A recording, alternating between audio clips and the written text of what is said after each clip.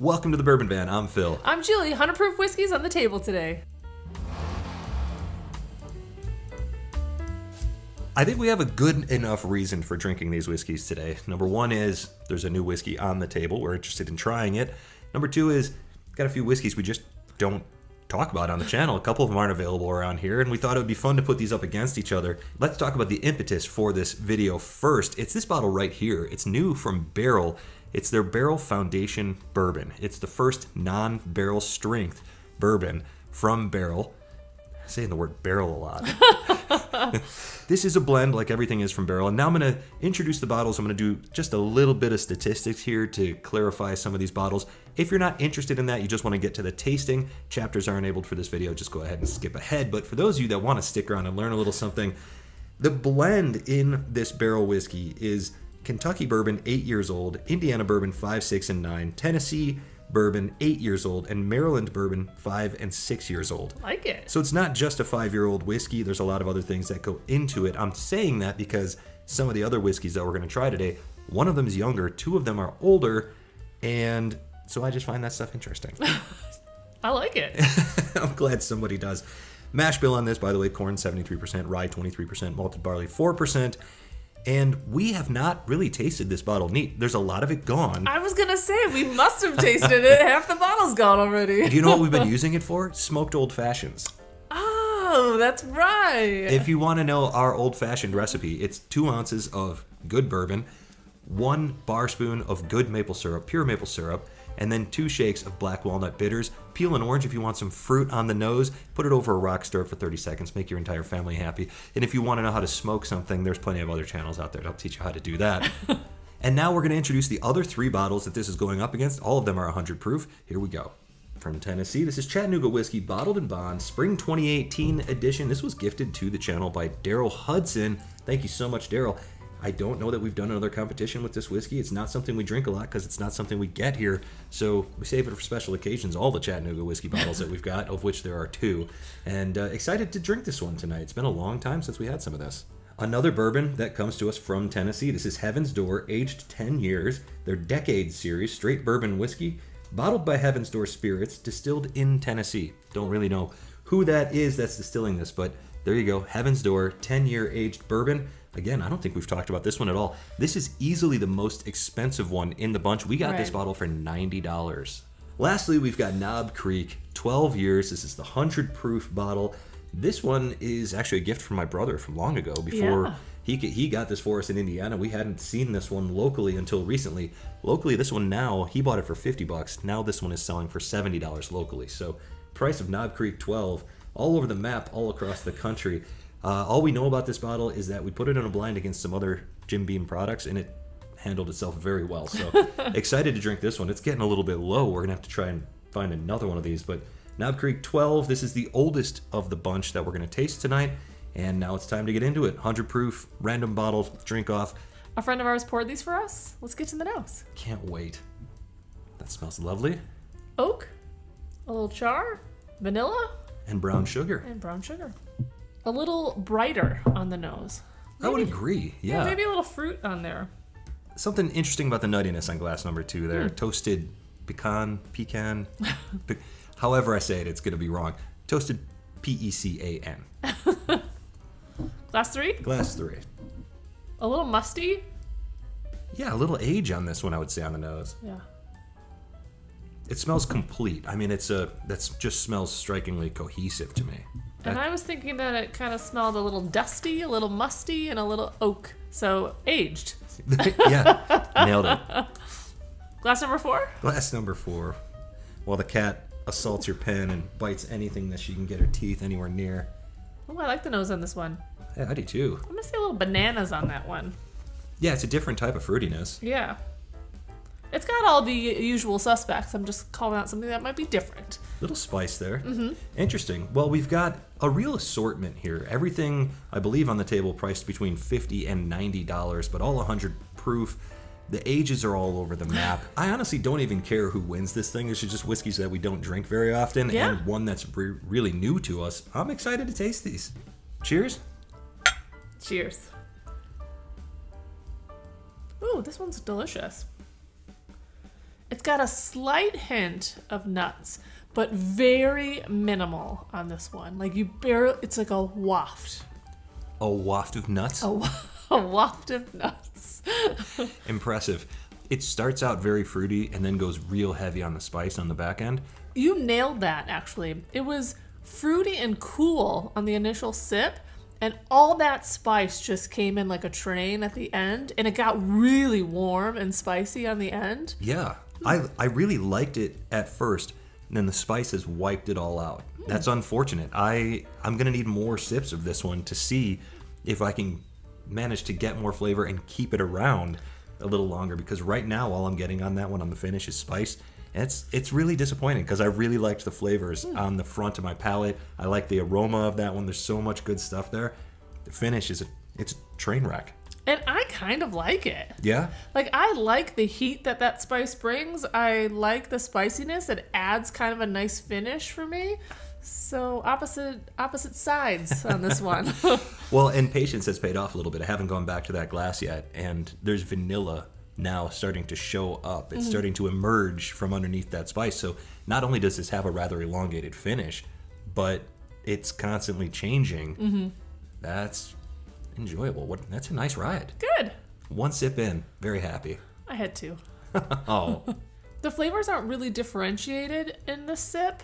Pretty cohesive. I don't know what to make of this one, because one minute I'm thinking, wow, that's really well aged. The next second I'm thinking, well, it's so spicy. Is it really that well aged? And then the next minute I'm thinking, it's coating so well, but as it's coating, it's bringing all that spice too, and that's lingering on the tongue and preventing me from getting other flavors.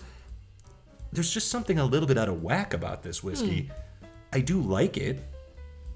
Well, that was different from sip one, so I think we're moving forward on this one. This one's hard to pin down. That's the bottom line for me. I think it's sweet, it's spicy, maybe a little on the spicy side of the dial here, but the way that it coats is great. The finish lasts for a while. Interesting whiskey. Gonna need to cleanse our palates and spend a little time here before we move on, because that's kind of a powerhouse flavor-wise. I'm surprised it's only 100 proof. Yeah, and I was gonna say let's move on to glass number 2 so you can let number 1 sit there and think about what it's done for a while. I'm gonna go set this glass in the corner. Subtle. Wow. Knowing they're both 100 proof, the proof point feels so much different. Yeah. Like that one drank warmer than 100 proof, and that one drinks less than 100 proof. Yeah, I'm thinking like 110 and 90. Yeah. Neither one of these crazy. is at that 100 proof point. This one is subtle, especially compared to glass number 1. It'll be interesting to bounce around here. Yeah. Taste more of these next to each other. But the flavor here is really palatable. I don't want to say satisfying, because it does drink a little bit thin.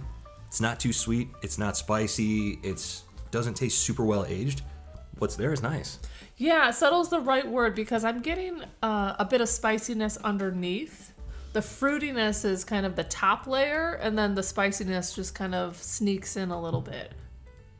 I like the way this one feels on my breath. That sounds idiotic, No. I understand. You get it? It's fresh.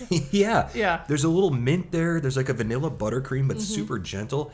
It's almost like this is going to sound out of left field, but it's almost like a lime zest. That's a fascinating little whiskey right there. Again, no idea what in the world that is. Can't remember ever tasting anything like it, but so far so good. I really like that one. It in a lot of ways, it doesn't drink anywhere near as thick or cohesive as glass number 1, but what's there is so pleasant. Why, that'd be impossible to dislike. It just offers a different lane. I totally agree. Yeah. On to glass number 3. This one is really oaky. This one kind of tastes like there's age to it. A lot of barrel in this one. There's just a baby hint of, sometimes with age you get a little bitterness, like just a baby, like a hair's breadth of bitterness, but not enough to throw me off on this one. Oh, is this nice? But it is oaky. I was kind of sitting here waiting for it to go spicy. I was waiting for that cinnamon disc thing that for some reason this flavor made me think that I should expect that. Didn't really go that direction. It just kind of rode that real consistent line. I'm not even going to call it a wave, because it never really shot off in any one direction. Just again, balanced. Interesting. Yeah, and that's kind of what I'm waiting for on the next sip is like, will there be more flavors? Because not that it was one note, it just was one rich note that just kind of kept going. Yeah, almost like when you're eating a slice of ham and you get the fat on your tongue, and it's sort of, as it's on your tongue, you don't really get anything else. It's just that's all you get. That's kind of how that was. It's just a fat whiskey. P-H-A-T. Name another whiskey channel that's going to give you that note. I'm not sure what to think about this one. Where you were stumped on glass number 1, I'm stumped on glass number 3.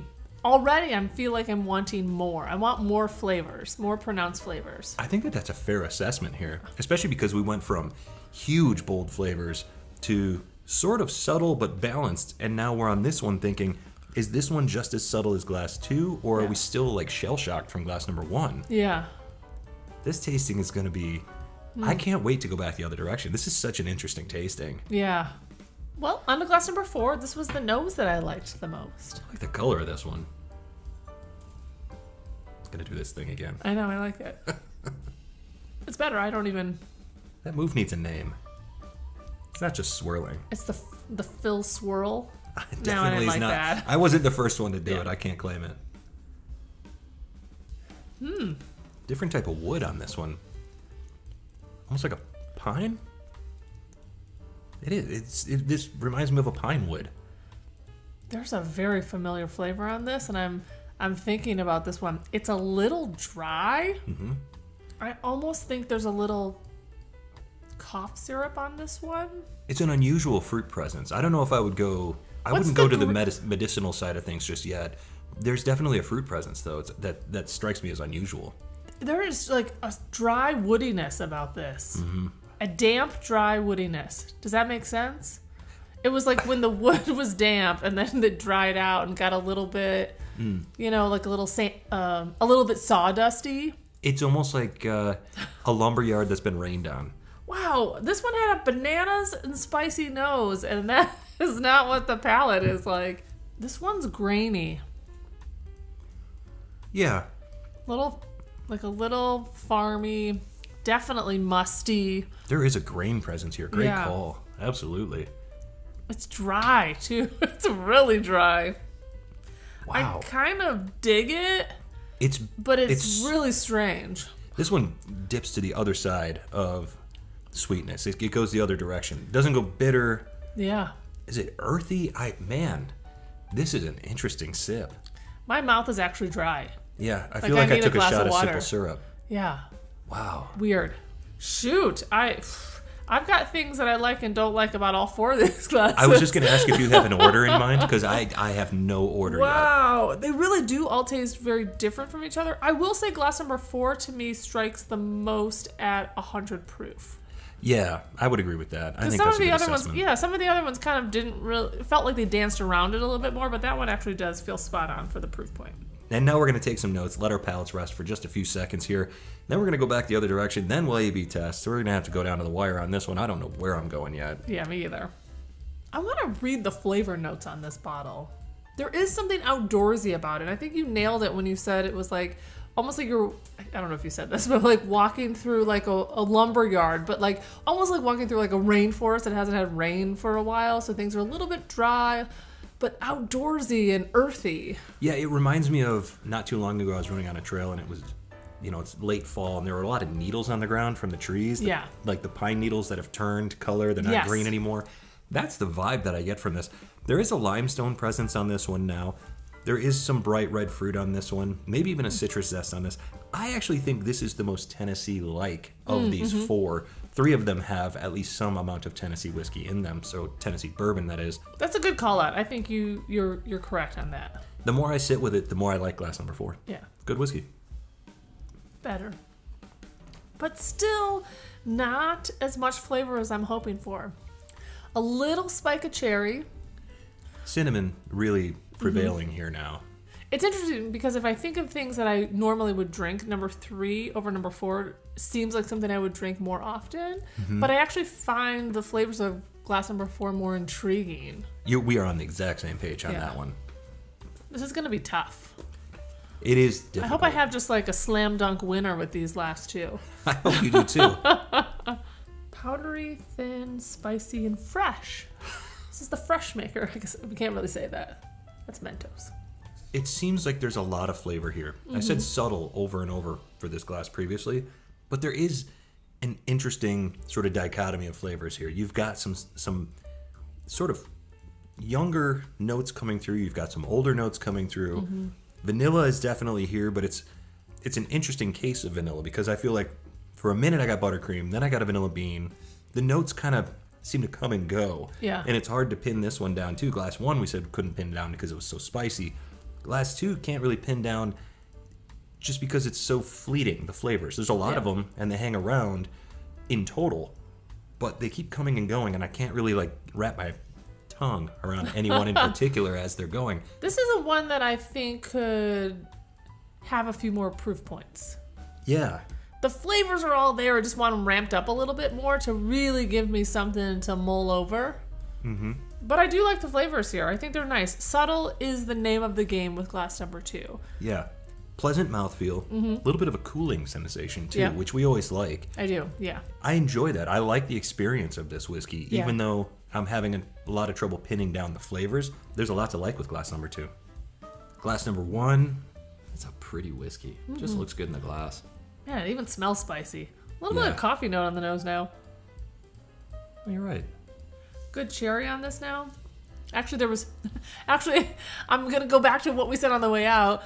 Great cherry note at the front, and then that spice comes rushing in. It's exactly the same, no matter which way you go. This is a good whiskey. It tastes like the type of whiskey you'd spend a good amount of money on. You can taste the age. You can taste a lot of good flavors, like you said, the cherry, and up front there's good things happening. The oak and the spice really come through and wipe all of that brightness away. It's not the end of the world for this whiskey. I do think that it's good, but it becomes so one-dimensional for a good portion of the sip that it's almost like, remember back in the day when you had a black and white television, you had to monkey with the rabbit ears, and just about the time you got it right, it would go fuzzy, and it would just be like fuzzy, fuzzy, fuzzy, and then it would go clear again at the end. Yeah. That's this whiskey. The mid-palate is just me monkeying with the rabbit ears, trying to get the flavors out of it. You are conflicted on this one. I really am. Yeah, I can't decide what I think. And I really like this one. I want to do some A/B testing here. There's things I like and dislike about all 4 glasses. Yeah. That makes it a little bit harder. It's a fun tasting, though. This is a good matchup. Better matchup than I expected it to be, considering the price points and the ages on all of these. Yeah. I got to be honest. I'm halfway through my A/B testing here. This is a tie. Like across the board. Because I think that the trouble here is that I was hoping that one of them would be a slam dunk, one of them would not hit my palate at all, and that there would be a toss-up play around with the middle. Exactly. And we're not finding that today. At least I'm not. I think that, like you said, there's things I really like about all of them. There's things I dislike about all of them. But by and large, aside from one that's really just a wild card here, they're all so balanced. It's really tricky to just pick them apart and find things I don't like about all of them. They're all high-quality whiskeys. Do you not want to put them in order today? Not really? Not really. It's not really going to matter. Sound like my parents. We like you all the same. We like you all the same. For better or worse, we like you all the same. So you don't like any of us? Yeah. Depends on the day. I'm actually writing nitpicky things just to put them in order. Like, I'm going to go with this in the second position because of X. I just got jalapeno on glass number 4. It's a weird drink. It's a weird drink. Yeah, I know. There's everything in the kitchen sink in there. Oh. It's something you like? No, but you said jalapeno, and the entire time we've been sipping glass number 4, I'm like, that flavor is so familiar. And it is jalapeno. But it's not overwhelming. I just want to say thank you for that, because I've been like, what is, I know that flavor. What is that? But it suits that whiskey. Yeah. Super weird whiskey, but it definitely works. Wherever we wind up here, I just want to say all 4 of these are really solid whiskeys, and if you have the opportunity to try them, I absolutely think you should. But I think I have an order. Whether I like that order or not, remains to be seen. But I'll be ready when you are. Yeah, I feel like the order will be different tomorrow, but I'm ready. Wow. Okay. Yeah. Well, let's get to it then. I surprised you on that one. You did. Oh, wow. Look at you go. Because I was kind of hoping you had a couple more minutes for me so I could think about this. At some point, I was just like, it doesn't matter. I'm going to put them in order. I mean, it's like we just said. Like, I'm nitpicking on all of them because none of them super stood out to me as something I would drink, like be a daily drinker for me. None of these strike me as daily drinkers, no. So, but I find it a really interesting challenge. Yeah. It's like you said in the beginning, we don't care where these wind up. No. We're just here to drink some whiskey and have a good time. Hopefully we haven't bored you guys too much. Let's count off our 4th place. In 3, 2, 1. Okay. When it came down to it for me, glass number 4, the flavors were just... And I like a funky whiskey. I just felt like they were coming in every direction. You were just, let's throw this in here. Let's try this guy. Let's put this guy in there too. I think it works. It just wasn't my favorite. And for me, glass number 3, cinnamon and oak, almost nothing else today. It's in 4th place, but again, none of these are losers to me. I feel like we're going to be 100% different today. I think so too. And so instead of doing the whatever, let's just go to 3rd, 2nd, 1st, and then we'll figure it out at the end. That's a great idea. Yeah. All right. 3rd place in 3, 2, 1. Okay, we got the same thing on that one. Oh, we did. All right. So that's glass 2. I found a lot to like in there. I thought it coated really well. I love that cooling sensation on the palate. I just found it to be, I don't know if that's a blended whiskey or what it is, but the palate, the flavors were fleeting. Even though, like I said before, extended finish, long flavor profile, but each individual flavor was just coming and going so quickly that I didn't have time to actually sit with it and enjoy it and find the things that I was hoping for. And for me, I just wanted it to be more. I liked the flavors there. I needed them just a little bit stronger. It's just a little too subtle for me. Yeah. And the other 2 that are left on the table for me were a little richer, and that's kind of what I enjoy. Yeah, loved the mouthfeel, but we could use the punch up on the flavors. Yes, I like that. All right, and in 2nd place for you in 3, 2, 1. Oh, we are so out of sorts today. I think we went 0 for 4 today. I went with the fuzzy whiskey over here. Yeah. I could not figure it out. I really liked the flavors. Then I disliked that spice rush. And then I liked the finish again. Yeah. Way down the line. It took forever for the vanilla to show up. But once it did, it was very good. You could tell that there's some good age on this whiskey. I like a lot of what's there. Yeah. But that spice is so intense. Yeah, and I liked the glass number 1 that you put in 2nd. I liked this one from the beginning. And the reason it won over my other glass was because there was just a little bitterness. I think glass number 3 might be our most well-aged of the bunch. There was just a hint of bitterness. That's the only tick that I could put against it of why it should come in 2nd and not in 1st. Like, I liked them both. So you've got glass 1 in 1st place. Yeah. I've got glass 4 in 1st place. So we absolutely went opposites today, all over the map. For some reason, I thought we had just swapped that, but we didn't. Sorry about that. All right, so we were going to put this up on the screen. You put glass 4 in 1st place? I like the weirdness. Yeah, you do. I love that. All right, we are going to put 4 slots up on the screen for each of us, and now we're going to go through and figure out what in the world we just selected, because I could not be more in the dark on this. Me either. Coming in at 4th place, Chattanooga 100 proof. Okay. In 3rd place for me is Barrell Foundation. Mm-hmm. In 2nd place, Heaven's Door 10 year, which I said it has some age to it, and that's that bitterness. But I forgot that the Knob Creek 12 year was in there, and that was my winner. You just picked a Jim Beam whiskey to finish 1st for you. My last place, Heaven's Door 10 year, which is $90 bottle here. That's the most expensive one easily. 3rd place for me also, it's the one that we had in common, Barrell Foundation. Mm-hmm. 2nd place for me was Knob Creek 12. I can't believe the fuzzy, spicy, spiky note in that whiskey. I don't think I've ever experienced that sort of intensity on that whiskey before. And 1st place for me, the cheapest one, the $50 banger, Chattanooga Bottled and Bond, the youngest and cheapest whiskey in this flight. Obviously, my palate is childish, churlish, and I don't know what I'm doing. And I love it. The Chattanooga 100 is great. Send all your hate mail to somebody else. Interesting whiskey flight today, and that was all kinds of fun. Anytime Tennessee gets involved in things with the... It gets wild. Yeah, whether we're talking Chattanooga whiskey or Dickel or whatever it is, We have no idea what in the world is going on the table, but I really enjoyed today's flight. Found a lot to like, found a few things we didn't like, and what more can we say? That was just a fun day. It was really fun. Well, let us know, have you had these 4 whiskeys? Which one is topping your list? Put them in a blind and see what you guys get. And from wherever we are. To wherever you are. Cheers. Cheers. You know what I'm talking about with the fuzzy rabbit ears and the static on the TV and all that? Meanwhile, our television over there hasn't worked in days. Yeah, correct. We're doing really good out here. Are you ready for even more Bourbon Van? Join us on Patreon for as little as $3 a month and come travel the world and drink whiskey with us.